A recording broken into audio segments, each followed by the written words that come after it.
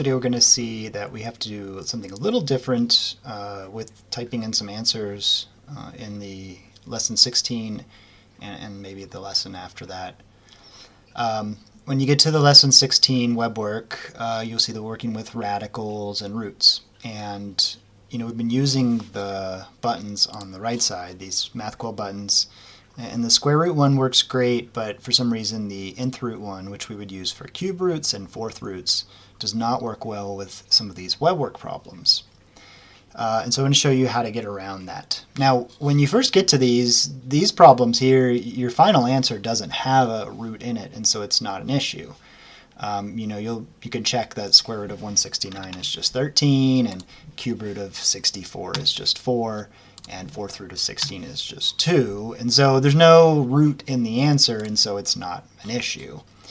Though it doesn't take long till you get to some problems where you do need to put in a root. Now, luckily, square roots work fine. And so if we look at, for instance, square root of 90, you'll see in the video, and if you haven't done the lecture video, this will make more sense after that, that you can think of 90 as 9 times 10, and then you can take the square root of the 9 and get a 3. And so this is 3 times square root of 10. And we can use the square root button for that. So square roots, okay. No roots, okay. It's when we have to put in a cube root that is going to be a problem. And you don't have to, these shouldn't have a root in their answer either. I don't think it's until you get to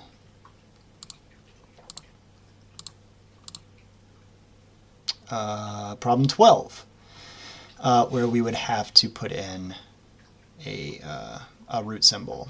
And you have these directions here, so you might think that you can just do it that way, but you have to use text mode in addition to that. And so that's what I tried to do here. Use the very bottom button that appears in the menu. It's labeled TT. You can also, instead of using that button, you can just use the quotes thing on the keyboard. It'll also do it. Then you'll be in text mode, and then you can do this. So let's do this first problem here. Cube root of 54. So again, you're breaking up 54 into a perfect cube and something else. And in particular, 54 is 2 times 27. And you can take the cube root of 27 and get 3, because 3 cubed is 27. So you get a 3 from the cube root of 27, and then there's a 2 left inside the cube root.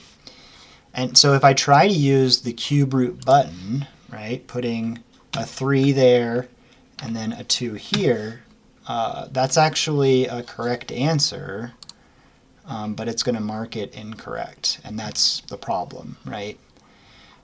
So how do we put in that answer? Well, you can see that we need to put in root parentheses 3 comma 2.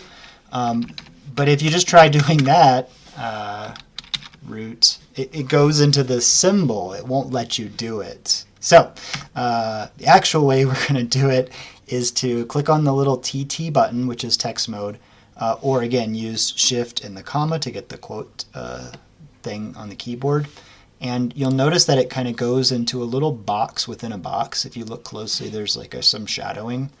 And so that's how you know you're in text mode. Then you can type in root and then parentheses. And then after the parentheses, you put the index of the root. So for a cube root, it's 3. For a fourth root, it's 4. A fifth root is 5. I don't think we go beyond fifth roots, but in general, it's whatever the index of the root is. And the index of a square root is 2, but you could just use the button for square roots. Right, so 3 means it's a cube root, and then comma, and then you want to put in the radicand, the number you're taking the cube root of, which is 2. Right? So again, 54 was 27 times 2. We can take the cube root of 27 and get a 3. That's the 3 on the outside at the beginning. And then we're stuck with a cube root of 2, and that's root parentheses 3 comma 2. And that will be counted as correct. So I know this is a pain in the butt, but I weighed different ways of doing this and don't have the time to debug these problems before the class started. And so it's just going to have to be our stopgap solution. It's not going to come up a whole lot, and if it's on an exam, I will be looking for this. So if you mess up on an exam, make sure it's on your handwritten work, and I can just give you credit there. But for these homework ones, you do need to enter it in because these are automatically graded. You have this in lesson 16 on a couple problems, and maybe in 17 and 18, and then it kind of goes away. And so again, it's just for cube roots, fourth roots, fifth roots, and that kind of stuff. You click in here, then click text mode, and then follow the directions for typing root, parentheses, index, comma, radicand, close parentheses. We might as well just do this one while we're at it. So fourth root of 2500. And so I guess we're doing, let's see, fourth roots. Oh man, that's tough. 2500. So 2500 is 25 times 100. And 25 is 5 squared. But 100 is also 25 times 4. So what you have here, let me just kind of show you the middle step because it's a little complicated, is that you have 25 times 100, right? And what's more helpful is that 25 times 25 times 4. And that means, since 5 squared is 25, that 25 times 25 is really 5 to the 4th.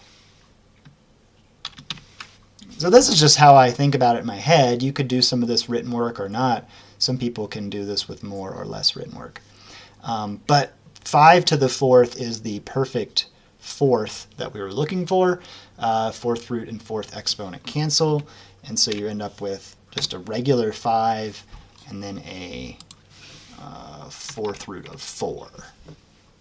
So that's the simplified radical. Now let's type that in the way that we'll get it marked correct. The 5 out front, you can just leave those. Those don't seem to be a problem. But fourth root of 4, we would do text mode, and then root, parentheses, and then the first 4 is for the fourth root, comma, the second 4 is because I'm doing the fourth root of 4. So that's the radicand. And then let's check that. All right. And so you can see in the answer preview, you can also hit the preview answer, and that should kind of show that you've typed it in correctly with these. All right, so again, sorry about that inconvenience, but maybe this extra thinking about how to type stuff in and fooling around with this will be helpful in the long run. If you have trouble with it, just let me know. You can always email the instructor, and I can try to guide you through your specific problem. Otherwise, good luck with roots and radicals.